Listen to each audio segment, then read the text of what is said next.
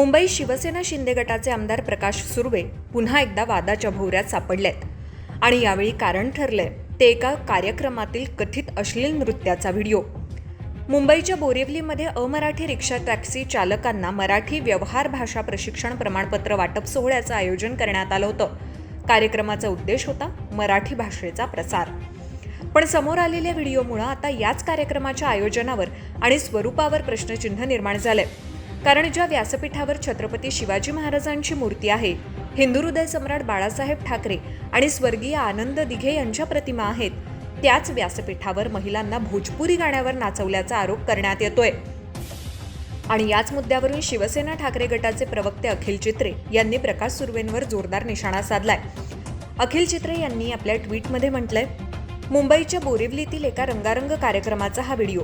व्यासपीठावर छत्रपती शिवाजी महाराजांची मूर्ती, हिंदू हृदय सम्राट बाळासाहेब ठाकरे आणि स्वर्गीय आनंद दिघे यांच्या प्रतिमा आणि त्यांच्यासमोर अश्लील गाण्यांवर महिलांना नाचवलं जात आहे।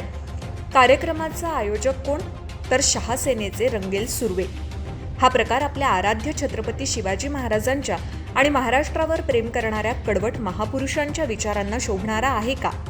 आणि अशा रंगेल कार्यक्रमाला उपस्थित राहून एकनाथ शिंदे नेमका कोणता आणि कुणाचा वारसा पुढे नेतायत? महाराष्ट्राची संस्कृती, स्वाभिमान आणि अस्मिता संपवण्याचा विडा शहासेनेने उचललाय।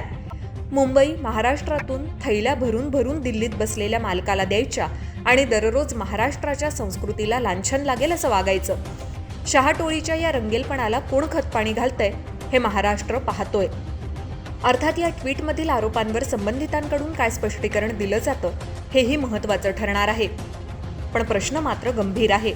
मराठी भाषेच्या प्रचारासाठी आयोजित कार्यक्रमाच्या व्यासपीठावर नेमकं चाललंय तरी काय? छत्रपती शिवाजी महाराज, बाळासाहेब ठाकरे आणि आनंद दिघे यांच्या प्रतिमांसमोर अशा प्रकारचा कार्यक्रम ठेवणं योग्य होतं का? दरम्यान आता प्रकाश सुर्वे या व्हिडिओवर नेमकं काय म्हणतात?